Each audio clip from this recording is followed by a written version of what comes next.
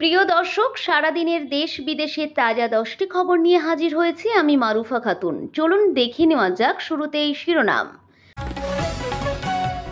অবসর গ্রহণের পর 5,000 টাকা পর্যন্ত পেনশন, বার্ধক্যের চিন্তা দূর করবে কেন্দ্রের এই বিশেষ প্রকল্প। মাথার দাম ছিল 1,00,000 টাকা, যোগীর রাজ্যে এনকাউন্টারে খতম ডাকাত সর্দার। পুজোর বোনাসের দাবিতে বিক্ষোভে উত্তপ্ত চা বাগান, শান্তিপূর্ণ আন্দোলনে নির্মম লাঠিচার্জ, সরাসরি মমতাকে নিশানা শুভেন্দু অধিকারীর। হাসিনার পতনের পর বাংলাদেশে গ্রেপ্তার 44,000, অধিকাংশ আওয়ামী নেতাকর্মী, ফাঁস হলো চাঞ্চল্যকর তথ্য। অনুপ্রবেশের চেষ্টা, ভারত পাক সীমান্তে সেনার গুলিতে খতম 2 জঙ্গি। উৎসবের আবহে বাদ সাধবে বৃষ্টি, নতুন নিম্নচাপ নিয়ে কি জানালো আবহাওয়া দপ্তর। আসছে বিস্তারিত খবরে। নিত্য নতুন খবরের আপডেট পেতে সঙ্গে থাকুন। অবসর গ্রহণের পর 5,000 টাকা পর্যন্ত পেনশন, বার্ধক্যের চিন্তা দূর করবে কেন্দ্রের এই বিশেষ প্রকল্প। দৈনন্দিন জীবনে সাধারণ মানুষের সবচেয়ে বড় উদ্বেগের একটি হলো বার্ধক্যের অর্থনৈতিক নিরাপত্তা। কর্মজীবন শেষ হওয়ার পর যখন আয়ের স্থায়ী উৎস থাকে না, তখন আর্থিক সংকট দেখা দেয়। এই পরিস্থিতিতে অটল পেনশন যোজনা একটি ভরসা। 18 থেকে 40 বছর বয়সী যে কোনো ভারতীয় নাগরিক এই প্রকল্পে যোগ দিতে পারেন এবং 60 বছর পূরণের পর মাসে 1,000 টাকা থেকে 5,000 টাকা পর্যন্ত নিশ্চিত পেনশন পেতে পারেন। প্রকল্পের সুবিধা হলো আপনি যত কম বয়সে যোগ দেবেন, আপনার মাসিক কিস্তির পরিমাণ তত কম হবে। এটি মূলত অসংগঠিত ক্ষেত্রের শ্রমিক, কৃষক বা ছোট ব্যবসায়ীদের জন্য খুবই উপকারী একটি সামাজিক নিরাপত্তা প্রকল্প, যেখানে সরকার নির্ধারিত পেনশনের গ্যারান্টি দেয় এবং গ্রাহকের অনুপস্থিতিতে জীবনসঙ্গীও সমান পেনশন পান। মাথার দাম ছিল 1,00,000 টাকা, যোগী রাজ্যে এনকাউন্টারে খতম ডাকাত সর্দার। ফের উত্তরপ্রদেশে এনকাউন্টারে খতম দাগী অপরাধী। খুন, ডাকাতি সহ 36টি গুরুতর মামলায় অভিযুক্ত কুখ্যাত ওই অপরাধীর মাথার দাম ছিল 1,00,000 টাকা। নঈম নামে ওই অভিযুক্তের কাছ থেকে 2টি পিস্তল ও বাইক বাজেয়াপ্ত করেছে পুলিশ।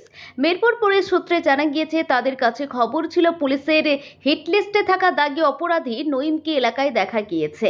সেই মতো প্রস্তুতি নিয়ে তার খোঁজে নামে পুলিশ। বাইকে যাওয়ার সময় পুলিশকে পিছু নিতে দেখে গুলি চালায় অভিযুক্ত।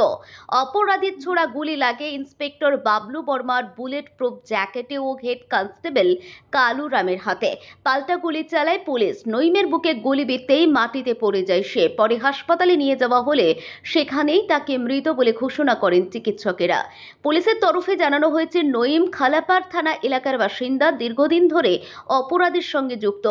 দিল্লি, মিরাট, নয়ডা এবং পশ্চিম উত্তরপ্রদেশের বিভিন্ন থানায় তার বিরুদ্ধে 36টি অপরাধের মামলা রয়েছে, যার মধ্যে বেশিরভাগই খুন, খুনের চেষ্টা, ডাকাতি, তোলাবাজি ও ভয় দেখানোর মতো ঘটনা।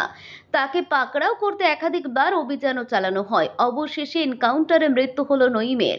জানা গিয়েছে, এনকাউন্টার চলাকালীন নঈমের সঙ্গে আরও এক অপরাধী ছিল। গুলির লড়াই চলাকালীন বাইক ফেলে জঙ্গলের মধ্যে পালিয়ে যায় সে। তার খোঁজে শুরু হয়েছে তল্লাশি অভিযান। 2 বাইক ও পিস্তল বাজেয়াপ্ত করা হয়েছে ঘটনাস্থল থেকে। পুজোর বোনাসের দাবিতে বিক্ষোভে উত্তপ্ত চা বাগান, শান্তিপূর্ণ আন্দোলনে নির্মম লাঠিচার্জ, সরাসরি মমতাকে নিশানা শুভেন্দু অধিকারীর। দুর্গাপুজোর ঠিক আগে পুজোর বোনাসের দাবিতে বিক্ষোভরত চা শ্রমিকদের উপর পুলিশের নির্মম লাঠিচার্জের ঘটনায় উত্তপ্ত হয়ে উঠল রাজ্য রাজনীতি। জলপাইগুড়ির মেটেলির কিলকুট চা বাগানে এই ঘটনা ঘটেছে। রাজ্যের বিরোধী দলনেতা শুভেন্দু অধিকারী ঘটনাটির তীব্র নিন্দা করে সরাসরি মুখ্যমন্ত্রী মমতা বন্দ্যোপাধ্যায়কে নিশানা করেছেন। শুভেন্দু অধিকারীর বিস্ফোরক অভিযোগ, শনিবার এক্সে হ্যান্ডেলে শুভেন্দু অধিকারী রাজ্য সরকারকে আক্রমণ করে লিখেছেন, কিলকুট চা বাগানের শ্রমিকরা পুজোর বোনাসের দাবিতে শান্তিপূর্ণ বিক্ষোভ দেখাচ্ছিলেন, কিন্তু বিনা প্ররোচনায় মমতা পুলিশের বাহিনী শ্রমিকদের উপর নির্মমভাবে লাঠিচার্জ করে।